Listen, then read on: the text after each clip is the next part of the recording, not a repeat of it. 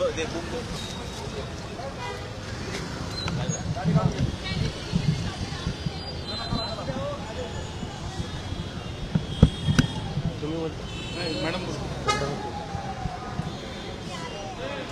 कविता madam लावा लावा लवकर. हे मामा लेट. हा मामा लेट. अम्मा दंडम.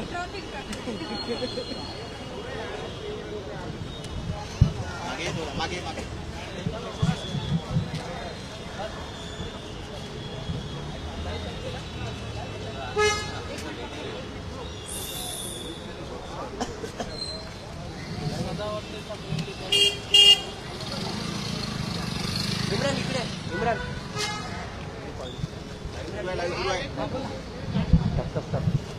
इम्रान पकड येतो. नाही हे पकड.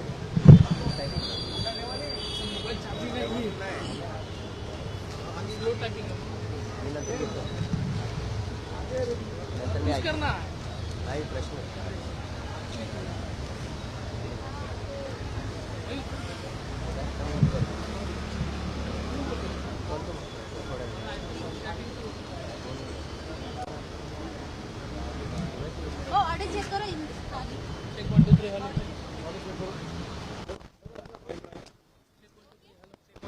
सर तुम्ही मॅडम बोलतात मग रोल आहे का सांगा. मॅडम काय सांगाल आज आंदोलकांच्या ठिकाणी सुप्रिया सुळे गेल्या आणि त्या ठिकाणी सुप्रिया सुळे यांच्यावर घेराव घालण्यात आला, बाटली फेकण्यात आली. काय आज थांबायचंय लाईव्ह आहे. आज जे मुंबईला या जरंग्यामुळे जे भोगावं लागत आहे, या मुंबईचे बिझनेसमॅन असो किंवा कष्टकरी असो, या मुंबईतले जे नागरिक आहेत यांना जे आज भोगावं लागत आहे, या जरंग्यामुळे भोगावं लागत आहे. याची काय दानत आहे? याला वाटलं का हे अंतराली आहे म्हणून? इथे जरंग्या तुझी काही चालणार नाही. लक्षात घे, हे संविधानाचं राज्य आहे, संविधानाच्या नुसारच मिळणार. हे असं आरक्षण मागतो किंवा देशी पाजून आणून इथे जर का प्रीपेड करून सगळं चालवतो म्हणलं तर जरंग्या हे चालणार नाही. लक्षात ठेवायचं, इथे दादागिरी जमणार नाही. दादागिरी इथे चालू शकत नाही. हे कायद्याचं राज्य आहे. काय बोलतोस तू? तुझ्या जिभेला हाड आहे का जरंग्या? कधी मुख्यमंत्र्यांची आई काढतोस? चित्रा वाघ सारख्या एका सन्माननीय एवढ्या मोठ्या नेत्याला तू खालच्या स्तरावर बोलतोस? लायकी आहे का तुझी? आता मला तर शरद पवारांच्या राजकारणाबद्दल काही बोलायचंच नाही. मला तर असं वाटतं की त्यातल्या करणीचं फळ आहे की काय? रसद पुरवसाल त्याच्यामुळे घडलं की काय? सन्माननीय ताई आहेत आमच्या सुप्रिया ताई, मी त्यांचा रिस्पेक्टच करते. परंतु माझ्या एसटीतले 124 बांधव जे रोज मृत्युमुखी पडत होते 6 महिने, त्यावेळेस माझ्या ताईला जाग नाही आली. माझ्या एसटीतले कष्टकरी जे मृत्यू पडत होते त्यांना भेटण्यासाठी ताईचा पाय आझाद मैदानात नाही आला. परंतु आज या देशी पाजून आणलेल्या या जरंग्याला भेटण्यासाठी ताई तुमचे पाऊल कसे वळाले? भेटले ना तुम्हाला ते कर्माची फळं? फेकल्या ना तुमच्या अंगावर बाटला? उष्ट्या पाण्याच्या बाटला फेकून तुमचं तिथं स्वागत झालेलं आहे. ताई लक्षात घ्या, आता तरी मला वाटतं सुधरा आणि या ज्या जरंग्याला आहे त्याची लायकी दाखवून द्या. विनाकारण माझ्या गोरगरीब, माझ्या सर्वसामान्य, माझ्या लाडक्या मराठा भावांना दिशाभूल करू नका रे. माझे ते ओरिजिनल लाडके अभ्यासू माझे मराठा भाऊ इथे नाहीच दिसत आहेत मला. हे कुठली तरी गंगा वाहते इथे उलटी. काय तुम्ही या लोकांना, मी म्हणते चपट्या पाजून आंदोलनं केली जात नाही. एसटीचं आंदोलन एक अमेरिकेमध्ये सुद्धा त्या आंदोलनाची चर्चा झालेली आहे. हे काय आंदोलन आहे? ते कोणती दादागिरी आहे? वाटेल ते बोलायचं, गांडबुली म्हणायचं. अरे लाज वाटते का तुला जरंग्या? त्या आंदोलनामध्ये बहिणी आहेत, अविवाहित मुली आहेत, एवढे मोठे माझे लोक आहेत, तिथे आलेली जनता आहे, त्यांच्यासमोर असं घाणेरडं बोलतो? लाज वाटायला पाहिजे. जरंग्या हे चालणार नाही. हे जे आहे हे आंदोलन आहे, हे आंदोलन नाहीच आहे. हे प्रीपेड कार्यक्रम चाललेला आहे, पेड कार्यक्रम चाललेला आहे. शरद पवार पाठवलं होतं ना लेकीला, लेक आली होती ना का? सगळे तुमचे नेते पण तिथे आहेत ना. जागजागी सगळे पुरवठा करत आहेत ना, मग काय झालं? कोणता रिस्पेक्ट मिळाला? म्हणजे सीमेपलीकडे जे आतापर्यंत आपण म्हणत होतो की क्रॉस बॉर्डर मध्येच हे केलं जात होतं, एकाने पुरवठा करायचा आणि त्याचे फळं एक दिवस भोगायला लागले होते अमेरिकेला सुद्धा. तेच हे झालेलं आहे. रसद जरी पुरवली असेल तरी आज लेकीचा कसा अपमान झाला हे लक्षात ठेवा. पिदाड्याचा कोणताही धर्म नसतो, पिदाड्याची कोणतीही जात नसते, या जरंग्या चपट्याची कोणतीही जात नाही, याची कोणतीही लायकी नाही. हा जरंग्या फक्त एका उद्देशाने, एका पॉलिटिकल मोटिवेटेड होऊन इथे आलेला आहे, याची चलणार नाही. जरंग्या ताबडतोब आझाद मैदान खाली करायचं, हे खपून घेतलं जाणार नाही. माझा इशारा आहे तुला. सर आपण काय सांग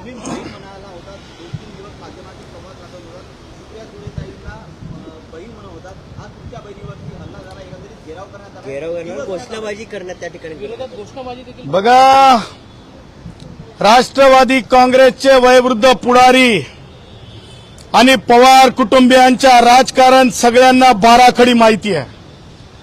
परंतु एक शेतकरी पुत्र असल्यामुळं, एका शेतकरी कष्टकऱ्यांचा मुलगा असल्यामुळं मी सांगतो, जे पेरलेलं असतंय तेच उगवत असतंय. जो बाप के कर्म है, जो बाप के कर्म है वो बेटी ने भुगतना नहीं चाहिए. शरद पवारांच्या बाबतीत तिथे सुप्रियाताईंवर जेव्हा उष्ट्या पिलेल्या पाण्याच्या बॉटल त्यांच्या गाडीवर फेकल्या जात होत्या, तेव्हा काही माध्यमं दाखवत होती की शरद पवारांनी सत्यानाश केला मराठ्यांचा. हे सगळं काही केवळ लोक विसरून जातात असं नाही. कारण लक्षात ठेवा, शरद पवारांच्या बाबतीत सांगताना काही महत्वाच्या गोष्टी, गोंडगोवारींच्या बाबतीत जे घडलं होतं ते सुद्धा तेवढंच निंदनीय होतं, ते सुद्धा तेवढंच गंभीर होतं. आणि सांगायचं तात्पर्य आज जे घडलेलं आहे म्हणजे संसद रत्न सुप्रिया ताईंसोबत गुणरत्न ताई पहिला माणूस आहे की कोणी सुद्धा कोणत्या महिलेवर ज्या प्रकारे तुमच्या गाड्यांवर उलट्या काय म्हणतो त्याला उष्ट्या बॉटल फेकल्या तशा फेकल्या जाऊ नये. कारण लोकशाहीमध्ये डेमोक्रेसीमध्ये चर्चा व्हावी. लोकशाहीमध्ये डेमोक्रेसीमध्ये पोलिसांच्या वर्दीला जाऊन धरणं, डोके फोडणं, हे जर अंतर्वली सराटीपासूनच जर तुमच्या पक्षानं विचार केला असता की योग्य भूमिका घेतली पाहिजे. एकीकडे शरद पवारांचं मी तुम्हाला आताही दाखवू शकतो पुरावा की ते म्हणत होते की मराठा आरक्षण का मिळू शकत नाही, परंतु आज मात्र शरद पवार बोलायला लागले की संविधानामध्ये कसा बदल केला जाऊ शकतो. हे शरद पवार सत्तेत होते तेव्हा शरद पवारांना सुचत नव्हतं का? त्याच्यामुळे जे काही शरद पवार आज बोलतात, जे काही उद्धव आज बोलतात, ह्या सगळ्या गोष्टी ज्या आहेत अत्यंत गलिच्छ घाणेरड्या राजकारणाचा भाग आहे. आज आपण बघितलं असेल राज ठाकरेला सुद्धा सोडलेलं नाही जरंगेनं. आज राज ठाकरेच्या लोकांची काय भूमिका आहे? जरंगेने आज राज ठाकरेंना सुद्धा घालून पाडून बोलला. जरंगे दोन मंत्र्यांना म्हणजे राणेसारख्या नितेश राणेसारख्या मंत्र्यांना चुचुंद्री म्हणला जरंगे. काय उत्तर आहे मला सांगा? सन्माननीय संविधानिक पदावर असलेल्या मंत्र्यांना चुचुंद्री म्हणू शकतो का कोणी? याची दखल सभापती घेणार आहेत की नाही? याची दखल माननीय राज्यपाल घेणार आहेत की नाही? याची दखल आझाद मैदानाचं पोलीस स्टेशनचे सिनियर इन्स्पेक्टरनी घेतली पाहिजे, गुन्हा दाखल केला पाहिजे. चंद्रकांत दादा पाटील बद्दल तर अत्यंत खालच्या दर्जाचं बोलले. बघा, लोकप्रतिनिधी कोणी असो, परंतु आपण लोकांसाठी काम करतो असं दर्शवून लायसन्स घेतलेलं नाही, लायसन्स मिळवलेलं नाही.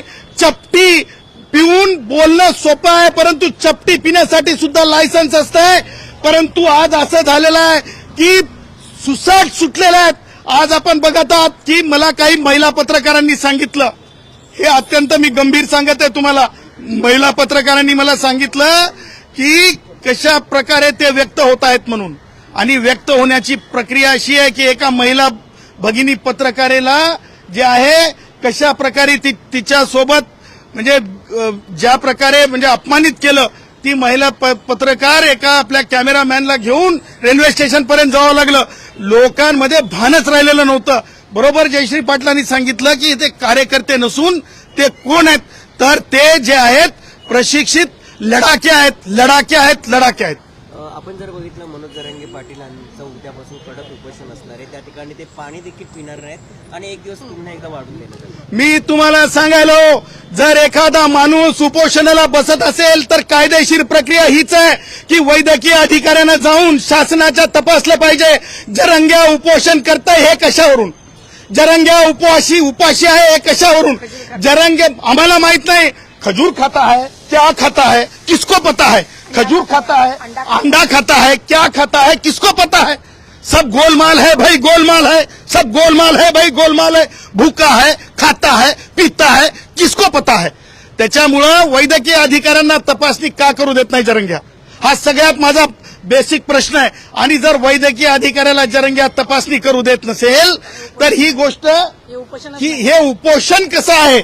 कारण वैद्यकीय अधिकारी उपोषणाच्या संहितेमध्ये वजन मोजलं जातंय, वैद्यकीय अधिकाऱ्याकडून ठोके मोजले जातात म्हणजे नाडीचे, त्याचबरोबर वैद्यकीय अधिकाऱ्याकडून हार्टचे हार्टबीट मोजले जातात, त्याचबरोबर वैद्यकीय अधिकाऱ्याकडून जे आहे आपलं काय म्हणतो त्याला काय नाही पल्स नाही ईसीजी पाहिली जाते, त्याचबरोबर रक्त तपासलं जातं, युरिन तपासलं जाते. जरंग्याचं कोण तपासत आहे?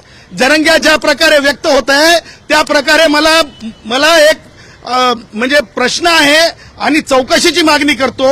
कारण आता वेगवेगळे जेवणच घेण्याची गरज नसते, एका एवढ्याशा गोळीवर सुद्धा पोट भरलं जाऊ शकतंय. आणि म्हणून माझं असं म्हणणं आहे की जरंग्या जे आहे उपवाशी आहे का असा माझा बेसिक प्रश्न आहे. जरंग्याचं जे काही चाललेलं आहे ते अत्यंत राजकीय ढोंग चाललेला आहे आणि म्हणून जरंग्याचा उपवासामध्ये येतंय का? कारण आत्मक्लेश एकत्र करायचं असतंय, आत्मक्लेश एकत्रित करून त्यावर चर्चा घडवून आणायची असती. लोकतांत्रिक मार्गाने जे हे दिलेले आहेत पॅरामीटर्स दिलेले आहेत, जे संहिता दिलेल्या आहेत त्या संहितेनं वागायचं असतंय. तशा प्रकारचं हे उपोषण नाही. आणि उद्या ते पाणी पित नाही म्हणाले ना, ह्याच्या मागे सुद्धा काहीतरी कुभांड आहे. आणि जरंग्याच्याच बाबतीमध्ये उच्च न्यायालयाचे त्याच्या उपोषणाच्या बाबतीत दिलेले निर्देश हे सर्व श्रुत आहेत. सर, आपण जर बघितलं 2 दिवसाच्या सुट्टीनंतर उद्यापासून पुन्हा एकदा मुंबईमध्ये जे चाकरमानी वर्ग आहे त्यांची मोठी संख्या असणार आहे, जे चाकरमानी कामावर मुंबईमध्ये येत असतात. कारण की आपण बघितलं गेल्या 2 दिवसांपासून मुंबईमध्ये मोठ्या प्रमाणात मराठा बांधव आहे. 2 गोष्टी लक्षात ठेवा. जरंग्या, ज्या प्रकारे मला कोणाला श्वानाची उपमा द्यायची नाही, ज्या प्रकारे तुम्ही सामाजिक धर्माच्या नावावर लोकांना अपमानित करत आहात, आमच्यासारख्या माणसाला तुम्ही भुकल्यासारखं शिवीगाळ करत आहात, तुमचे लोक धमक्या देत आहेत. त्याही पुढे जाऊन जर उद्या वर्किंग डे आहे, उद्या जर त्रास झाला, गणपती बाप्पांच्या भक्तांना त्रास झाला तर ह्याचे लिगल कॉन्सिक्वेन्सेस जे आहेत ते मान्य न्यायालयासमोर नेले जातील. उद्या जर मी सन्माननीय आझाद मैदानच्या वरिष्ठ पोलीस निरीक्षकांना सांगू इच्छितो, त्याचबरोबर राष्ट्रवादी काँग्रेसचे वयोवृद्ध पुढारी शरद पवार जे सिंपथायझर आहेत, मला त्यांना आव्हान करायचंय की उद्या चाकरमानी त्याचबरोबर कष्टकरी, कारण 3 दिवसापासून जो फुटपाथवरला वेंडर आहे त्याचं हातावर पोट आहे, ते अर्ध पोट त्याचे कुटुंब जगत आहे. त्याचबरोबर हॉटेल व्यावसायिक आहे, वेगवेगळे व्यावसायिक आहेत, त्यांच्यावर सुद्धा अन्याय होत आहे. त्याचबरोबर जीडीपी पडत आहे. ह्या सगळ्या गोष्टी लक्षात घेता आझाद मैदान पोलीस स्थानकाच्या सिनियर इन्स्पेक्टर साहेबांनी आज लॉ इंटू मोशन आणावा. उद्या लोकांना त्रास नाही झाला पाहिजे. रेल्वे स्टेशन रिकामे करावेत, कारण रेल्वे स्टेशन हे दारू पिलेल्या लोकांना धिंगाणा करण्यासाठी नाहीत, रेल्वे स्थानकात दारू पिलेल्या लोकांना धिंगाणा करण्यासाठी नाहीत, हे सुद्धा निक्षून आम्ही सांगत आहोत. पण उद्यापर्यंत जर हे झालं नाही, पण आंदोलकांचा थेट इशारा आहे की आम्ही जोपर्यंत आमची मागणी पूर्ण होत नाही तोपर्यंत आम्ही मुंबई सोडणार नाही असं देखील सांगतात. मी तुम्हाला सांगतो, गॅझिटर. अबे जरंग्या, तुला गॅझिटरचा अर्थ माहित आहे का बे? गॅझेट कशाच्या कोणत्या आर्टिकल खाली प्रसिद्ध होत आहे, आणि एकदा जेव्हा गॅझेट प्रसिद्ध होत आहे त्याला डबल लागू करण्याची कुठं पद्धत आहे रे जरंग्या? अशा प्रकारची कोणत्याही संहितेमध्ये कोणतीही पद्धत नाही. गॅझिटर असो, खासरा पाणी असो, गाव नमुना 7 असो, गाव नमुना 7-12 असो, हे सगळे जे आहेत one of the document for requesting caste certificate आहेत. त्याच्यामुळं जरंग्याचं हे सगळं ढोंग आहे. आतापर्यंत मी बोललो नाही, पण आज कायदेशीरच सांगतो. ते काय गॅझेटर म्हणते ना, त्या गॅझेटरचा अर्थ एक पीस ऑफ एव्हिडन्स आहे. आणि जरंग्या कुणाला फसवायला, गॅझेट जेव्हा प्रसिद्ध होत आहे ते ऑलरेडी कायद्यामध्येच असतंय. त्याच्यामुळं तू जे म्हणतो कुणबी मराठा कुणबी, हे तीन जजमेंटनी सांगितलंय नाही म्हणून. 2001, 2002, 2005 आणि 2021 मध्ये संविधान पीठाने डॉक्टर जयश्री पाटील विरुद्ध मुख्यमंत्री महाराष्ट्र राज्य या केसमध्ये स्पष्टपणे सांगितलं कुणबी आणि मराठा हा डिस्टिंक्टली डिफरंट क्लास. त्याच्यामुळं जरंगे जे म्हणते ना गॅझेटर, शासनाला एक पत्र काढायला लावायचंय जरंगेला आणि परत गुलाल उधळून घ्यायचा. कधी ते सुद्धा सांगतो, हा कधी गुलाल उधळेल, खोटा गुलाल उधळून घेईल, हा ती खोटी मस्ती दाखवेल सगळ्यांना. जेव्हा याला समजेल की आता ह्या जे याचे सिंपथायझर आहेत, फॉलोअर आहेत, याला पेड करणारे आहेत, याला चालवणारे म्हणतील की आता आमचं बस झालं, आम्हाला तुला चालवायचं नाही, त्याच्यासाठी याने गॅझेटर चाललंय. गॅझेटरच्या आधारे मागासले पण डिक्लेअर होत नाही आणि मागासलं ठरत नाही. गॅझेटर लावून घ्या, गॅझेटर आणून द्या. हे कोणतंही जे आहे माधुरी पाटील विरुद्ध कास्ट स्क्रुटिनी कमिटी ठाण्याच्या जजमेंटच्या नंतर कोणाला सुद्धा गॅझेटरच्या आधारे मागासवर्गीय प्रमाणपत्र देता येत नाहीत. हे भूलभुलैया आहे. जे कोणी, मला तर क्यू येते काय आमदारांची, कोणी एक भुमरे नावाचे आमदार होते, मला क्यू येते काय आमदारांची. तुम्ही लेजिस्लेचर आहात, तुम्हाला पब्लिक सर्वंट म्हणलेलं आहे, तुमची व्याख्या वाचा. तुम्हाला जर कळत नसेल तर कुणाकडून विचारून घ्या. गॅझेटर हे one of the normal document आहे, जे document one of the proof म्हणून वापरला जातो. तो लागवा काढा, लावा काढा. अरे यार, हे काय चालवलंय तुम्ही? अकलेचे तारे असे तोडू नका ज्याच्यामुळे जगात म्हणलं जाईल की जे महाराष्ट्रातले लेजिस्लेचर आहेत त्यांना गॅझेटर लागलंय की नाही लागलंय. गॅझेटर वेगळं लावावं लागतं की नाही लावावं लागतं एवढं ज्ञान नाही, अज्ञान आहे. लोक हसत असतील.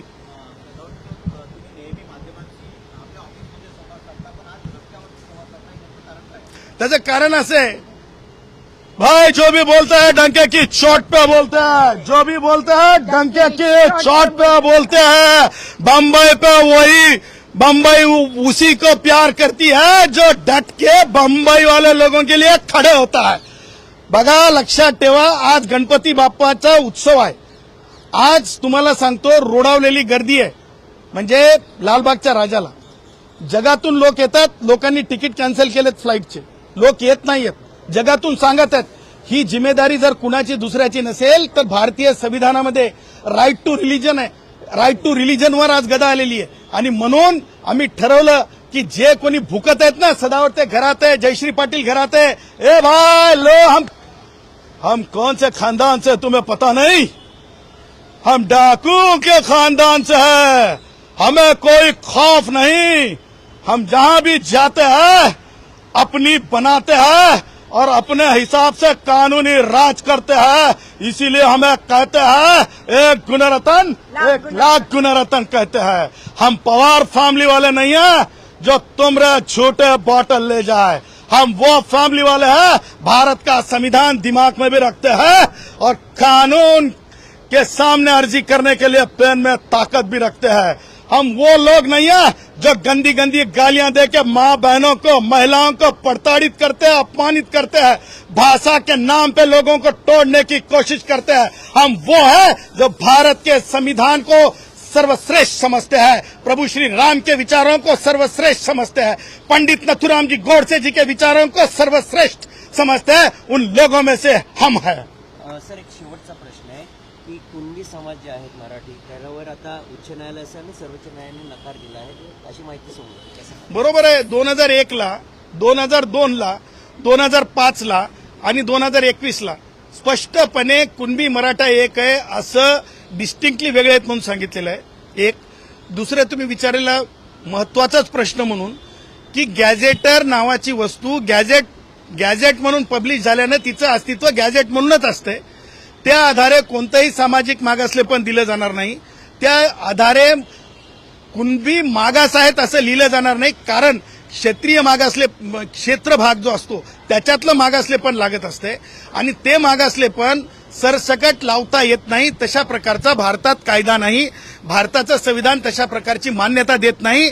त्याच्यामुळे गॅझेटर लागू करा, गॅझेटर लागू करा हे ढोंग आहे. गॅझेटर लागू करा, गॅझेटर लागू करा हे application loss of application of mind आहे. गॅझेटर लागू करा, गॅझेटर लागू करा हे निर्बुद्धपणाची मागणी आहे. गॅझेटर लागू करा, गॅझेटर लागू करा ही पॉलिटिकली मोटिवेटेड लोकांना गुमराह करून, लोक एकत्र आणून, लोकांना देशीबाज करून, लोकांना देशी बॉईज करून, लोकांच्या घरावर व्यसनाधीनता आणून, लोकांच्या कुटुंबातले लेकरं मरेपर्यंत चुकीच्या ठिकाणी न्यायचे, बेकायदा ठिकाणी न्यायचे, रोडवर सोडून द्यायचे, स्वतः मात्र कूलर लावायचा, कूलरवर उपोषण दाखवायचं, माय बहिणी माईक हातात घेऊन करायचं. हे गॅझेटरचा अर्थ नाही. गॅझेटरचा अर्थ एक one of the piece of document आहे. त्याच्या आधारे कुणीही मागास ठरणार नाही आणि त्या आधारे कोणालाही मागास प्रमाणपत्र देता येणार नाही. कुणबी म्हणून देता येणार नाही.